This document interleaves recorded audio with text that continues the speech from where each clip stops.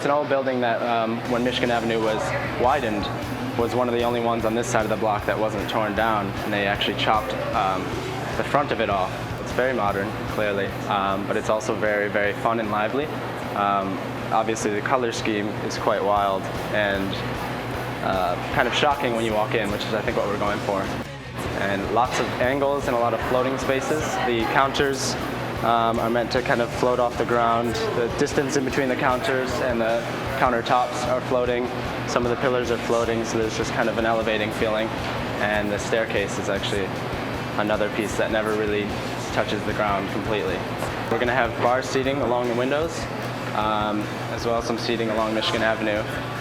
Once you carry on into the basement, the design changes a bit, and it focuses on it's actually showing a lot more of the old building. You know, we restored the old 50s sign outside. There were several pigeons living in it when we took it down. Very historic and beautiful train station that we have the pleasure of being neighbors with. And I think the context makes a big difference. You know, we like to think of it as our Roman ruin and celebrate it like the Colosseum. Even in its state as you see it, it's really something worth celebrating. We're going to be trying to bring a lot of fresh and healthy options to the city of Detroit. So we really want to promote a healthy lifestyle and a socially conscious and responsible lifestyle as well. We're going to have paninis, sandwiches, soups, and salads.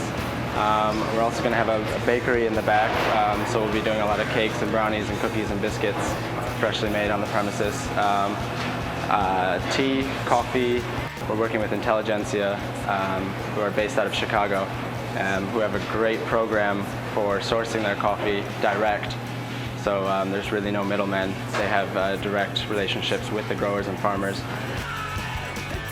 Most of us live in the 2-block radius from here, and just being proactive and having a bit of authorship in what's going on.